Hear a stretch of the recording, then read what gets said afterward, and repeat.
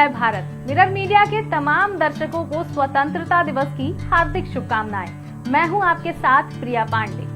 आज हम बात करेंगे एक खास कहानी की। क्या आप यकीन कर सकते हैं कि रैंप पर पूरे आत्मविश्वास के साथ वॉक करती दिख रही महिलाएं कभी जंगलों में हथियार उठाती थीं? क्या आप सोच सकते हैं कि जिन हाथों का इस्तेमाल कभी हिंसा के रास्ते पर हुआ, आज उन्हीं हाथों से हुनर और हैंडलूम की कहानी लिखी जा रही है।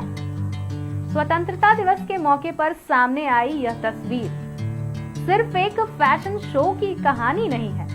यह हिंसा से बाहर निकलकर सम्मान और मुख्य धारा की जिंदगी की ओर बढ़ने की कहानी है। तस्वीर छत्तीसगढ़ की है। रैंप पर हैं बस्तर की महिलाएं। चेहरे पर मुस्कान है, पारंपरिक परिधान है और आत्मविश्वास के साथ कदम आगे बढ़ रहे हैं। लेकिन इन चेहरे के पीछे छिपी कहानी बेहद अलग है। कभी ये महिलाएं माओवादी संगठन का हिस्सा थी, फिर एक दिन उन्होंने हथियार छोड़ने का फैसला किया, आत्मसमर्पण किया और अब जिंदगी को एक दूसरा मौका दे रही हैं। हाल ही में रायपुर में आयोजित नेशनल हैंडलूम डे से जुड़े कार्यक्रम में बस्तर क्षेत्र की आत्मसमर्पित पूर्व महिला माओवादियों ने फैशन शो में हिस्सा लिया। उन्होंने पारंपरिक हैंडलूम परिधानों में रैंप वॉक किया। इसका उद्देश्य सिर्फ फैशन शो को प्रदर्शित नहीं करना था, बल्कि स्थानीय हैंडलूम, पारंपरिक कारीगरी और बुनकरों के काम को भी सामने लाना था। और यही इस कहानी का सबसे बड़ा संदेश छिपा है।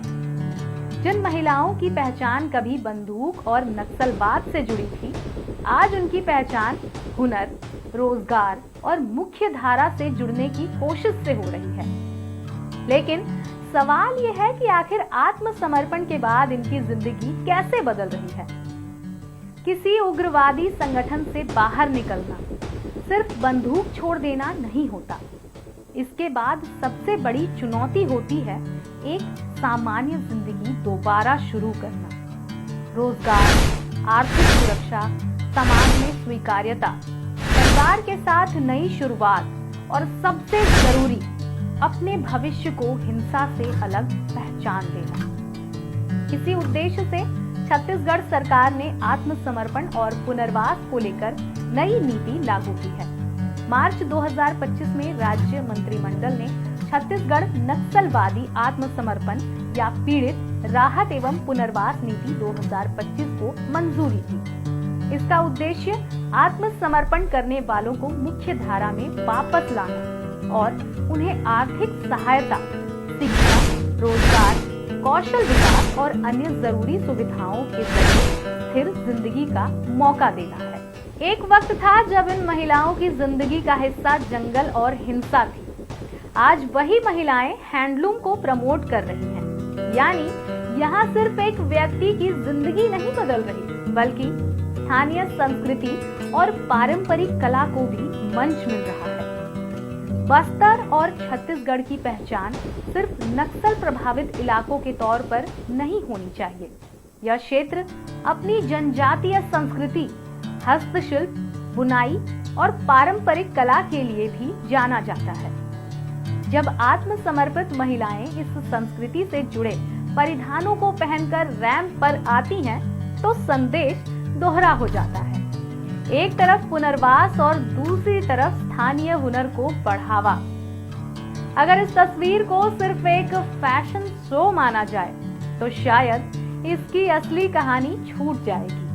क्योंकि यहाँ रैंप पर सिर्फ कपड़े नहीं दिखाए जा रहे थे, यहाँ एक बदली हुई जिंदगी दिखाई दे रही थी। हर कदम के साथ एक संदेश था कि अतीत कितना भी कठिन क्यों ना हो, अगर हिंसा का रास्ता छोड़कर मुख्य धारा में लौटने का फैसला किया जाए, तो जिंदगी को एक नया रास्ता मिल सकता है। लेकिन यह सफर अभी पूरा नहीं हुआ है। आत्मसमर्पण एक शुरुआत है, अंत नहीं। मुख्य धारा में वापस आना एक लंबी प्रक्रिया है। रोजगार मिलना, आर्थिक रूप से आत्मनिर्भर होना, समाज का विश्वास हासिल करना, परिवार और समुदाय में दोबारा जगह बनाना, इन सभी चुनौतियों का सामना करना पड़ता है। इसीलिए पुनर्वास की सफलता का पैमाना सिर्फ यह नहीं है कि कितने लोगों ने हथियार छोड़े, बल्कि यह भी है कि कितने लोग सम्मानजनक और स्थायी जिंदगी बना पाए। बस्तर की तस्वीरों में लंबे समय तक बंदूक, बारूदी सुरंग, मुठभेड़ और नक्सलवाद की खबरें प्रमुख रही, लेकिन अब इसी बस्तर से ऐसी तस्वीरें भी सामने आ रही हैं जो कहानी का दूसरा पहलू दिखाती हैं। कई आत्मसमर्पित लोग रोजगार से जुड़ रहे हैं, कहीं कौशल विकास प्रशिक्षण ले रहे हैं, कहीं महिलाएं नए काम सीख रही हैं और अब कहीं वही महिलाएं रैंप पर चलकर अपने आत्मविश्वास का प्रदर्शन कर रही हैं। यह बदलाव कितना स्थायी होगा यह आने वाला समय बताएगा, लेकिन एक बात साफ है, कहानी बदलने की कोशिश शुरू हो चुकी है। और अब इसे स्वतंत्रता दिवस के नजरिए से अगर देखा जाए तो 15 अगस्त को हम देश की आजादी का जश्न मनाते हैं, लेकिन आजादी के मायने सिर्फ 1947 की कहानी तक सीमित नहीं है। आजादी का एक अर्थ है हिंसा से आजादी, डर से आजादी, अतीत की गलतियों को बाहर निकालने की आजादी और अपने भविष्य को खुद चुनने की आजादी। जिन महिलाओं ने कभी हथियार उठाया, उन्होंने हथियार छोड़ने का फैसला किया। अब वे अपने जीवन की दिशा बदलने की कोशिश कर रही हैं। इसीलिए उनके लिए यह रैंप सिर्फ कुछ मिनट की वॉक नहीं, बल्कि उनकी जिंदगी के एक लंबे सफर का नया पड़ाव है। स्वतंत्रता दिवस पर जब हम तिरंगे के नीचे आजादी का जश्न मनाएं, तो छत्तीसगढ़ से आई इस तस्वीर को भी जरूर देखें, क्योंकि यहाँ आजादी का एक अलग चेहरा नजर आता है। कभी जिन हाथों में बंदूक थी, आज उन्हीं हाथों में हुनर है। कभी जिन कदमों की दिशा जंगलों की ओर थी, आज वही कदम रैंप पर आगे बढ़ रहे हैं। और कभी जिन चेहरों पर संघर्ष की छाया थी, आज उन्हीं चेहरों पर एक नई जिंदगी की मुस्कान है।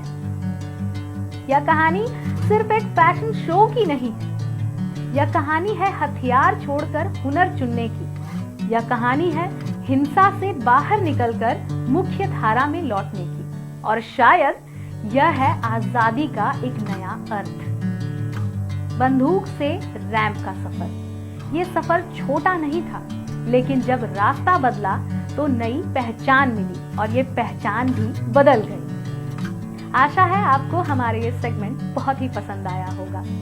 तब तक के लिए देखते रहें मिरर मीडिया। जय हिंद, जय भारत।